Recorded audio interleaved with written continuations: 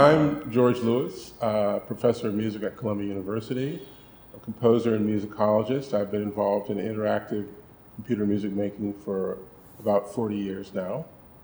And I do lots of other things, but those are the ones I'm interested in right now. My name is Mari Kimura. I'm a violinist and a composer. I also teach at UC Irvine in a program called Integrated Composition, Improvisation, and Technology. And I also teach at the Juilliard School. I am also a developer of a new motion sensor system called musique, which I will try to bring this to the mass market.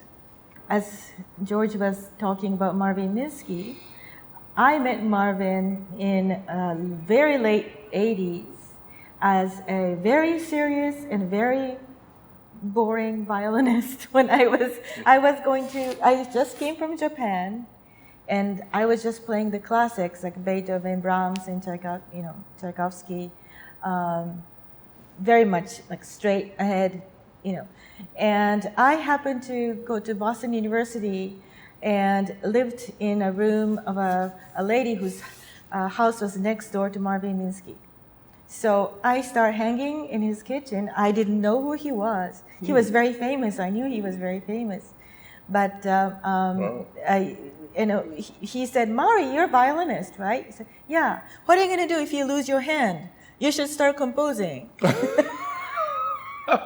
I thought, who is this crazy old guy who's telling me that I'm going to lose my hand?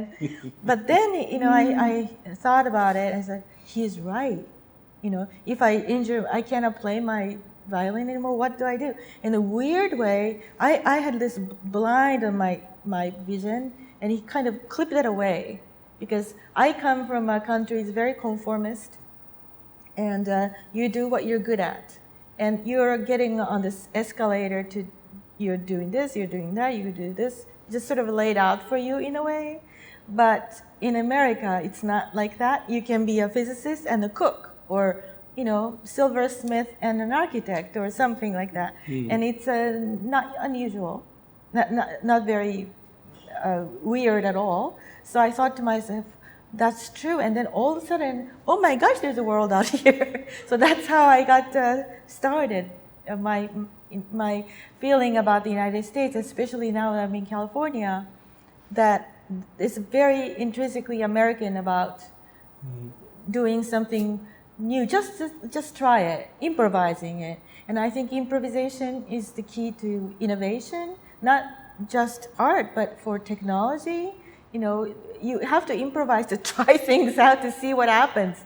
So that's what improvisation is to me. It's for me to discover myself, discover for others. And Improtech, as George was saying, there are people who are doing that.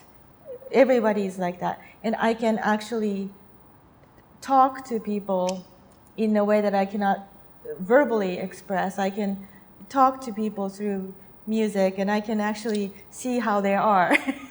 So that's what's wonderful about Improtech. Yeah. I thought that Todd had introduced me, Todd McElver had introduced me to Marvin, but in fact I had met him years earlier. Marianne Amichet introduced me. Wow. And I used to hang out with Richard Teitelbaum and Marianne, and they took me out somewhere, and I had just gotten, he said, and Marvin said a funny thing, and he said, "Do you think you could get a computer to improvise?" And me, I said, "Oh, sure, it's no problem. You do this, you do that, it'll be a breeze." And first of all, I'd never even touched a computer. And I didn't know who he was. So years later, when Todd introduced me, I said, "Oh, God, it's that same guy." Yeah. Wow. Like this a little bit. But he didn't say anything. What he said was, "You should try it." He's done that to a lot of people. Yeah. Who was the movie director of Jurassic Park? They were walking on the beach, and Marvin said, "Wouldn't it be funny if you can get a DNA from the rosin from the tree?"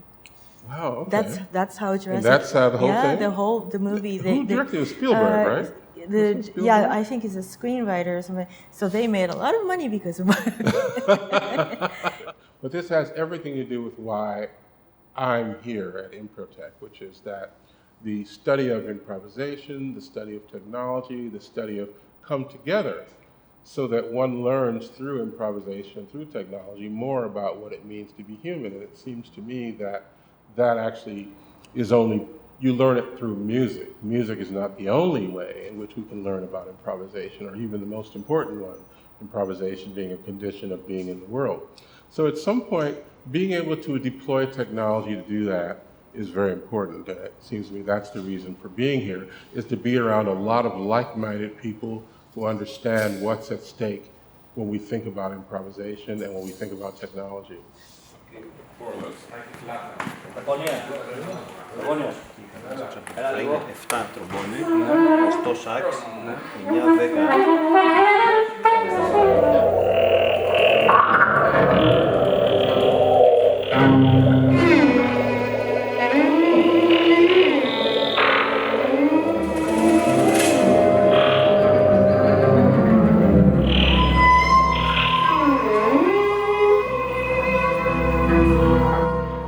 Improvising with machines, what does it mean or signify for me? Well, first of all, I've been doing it for so long that I almost forgot.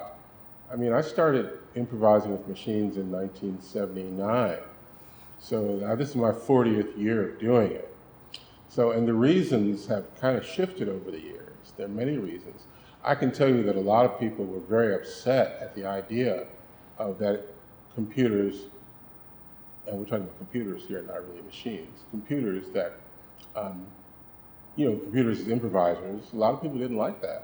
Improvisation, even if they didn't like improvisation or thought it was stupid, they still didn't think machines should be doing it, because somehow that meant somehow that you were transgressing against, what it means to be a human being. And my feeling was I was finding out what it meant to be a human being by listening to the machines play. And to try to figure out how to get them to play better, to think about what it was, how communication takes place. And at a certain point, you began to see that I was learning every minute about larger things beyond music. It wasn't just about music anymore. And so improvising with machines has led me to the worlds of scholarship, publishing those 2 volumes on the Oxford Handbook of Critical Improvisation Studies. But it wasn't just music. The main thing it taught us was, and I'm trying to get everyone else to realize this, when we start talking about improvisation, it's not automatically music we're talking about, but it's a whole world of experience.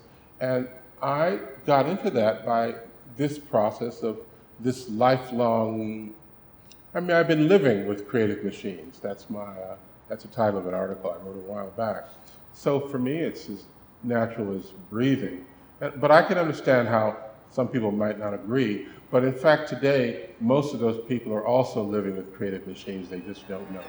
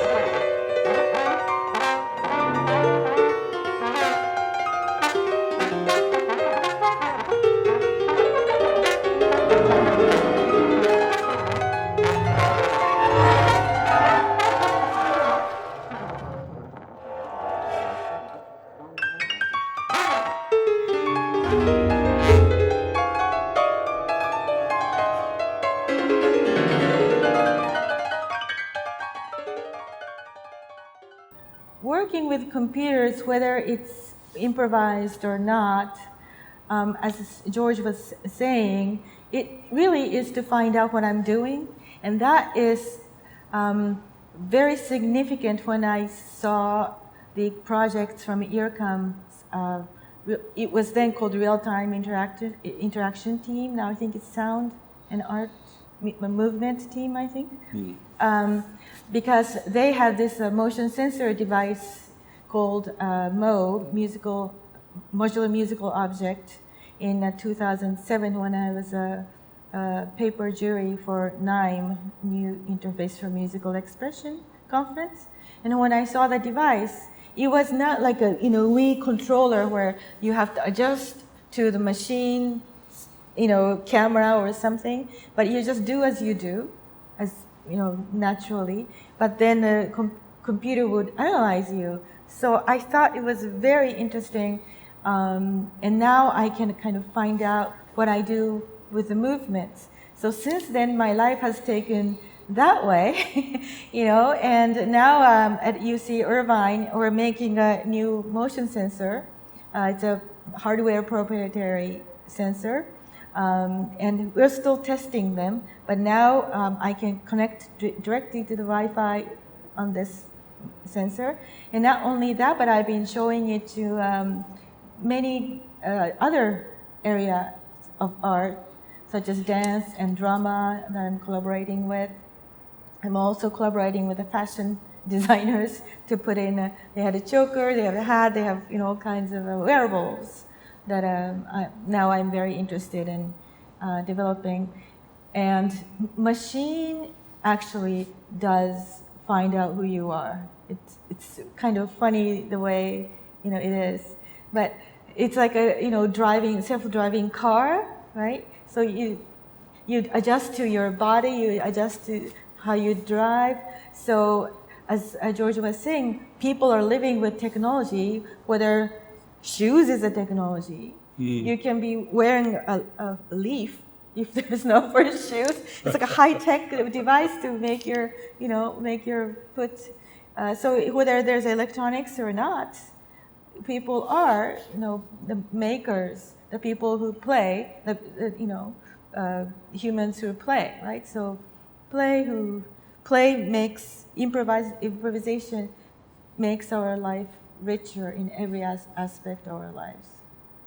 Can I touch this thing? Yeah. Well, this is it? This is a motion sensor with a 3D casing. So it's just a demo, but it's going to be clear, injection molded, and a KL-IT2 we're making. Wow, this thing is very cool. Yeah, well, it's making me think that what you just talked about, fashion designers, all kinds of people, that improvisation and technology become mediums of exchange or communication across disciplines, very wide-ranging disciplines you wouldn't think of as actually coming together. And this little device that you've made kind of exemplifies that, really. I think it's pretty amazing. One of the memorable moments was, all the Improtechs were wonderful. The first Improtech in New York, I brought a student from Juilliard to give a presentation in one of the workshops. And this is now the principal bass player in the Czech Philharmonic, I think. And he came into my first Max MSB introduction class, and I introduced like a multiply object. And he's, math, he was like that.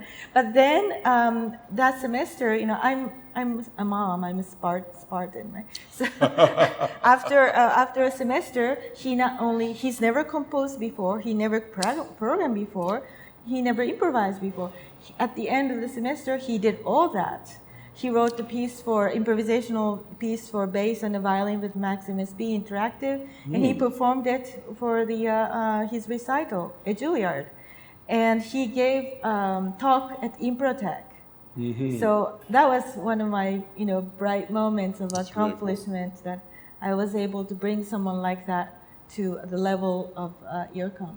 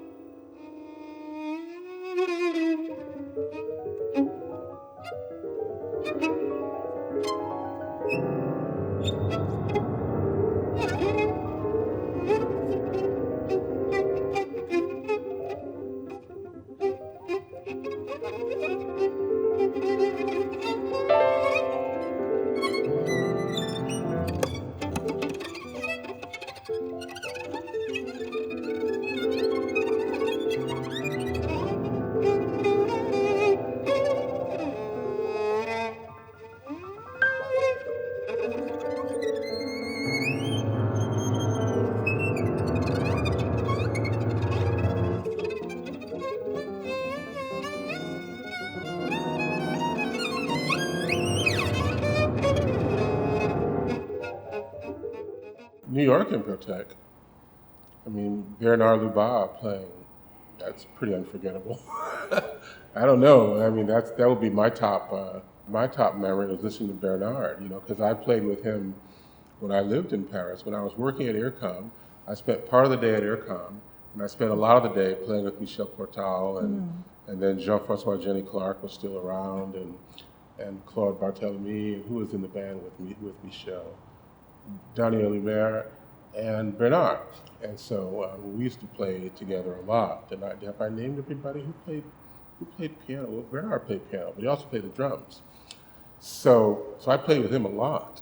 And then to see him playing with these machines and all the work he put in, I had to say the reason why OMAX is as good as it is because not because you have very brilliant people like Girard and Marc, Chamillier, and everybody, but you've also got this brilliance of Bernard, right, who's bringing all of what he knows, lifetime of playing with the greatest people, and a few schlubs, people, like me and a couple others who were like rookies, right? So I mean, it was in 1984, that's what I was. So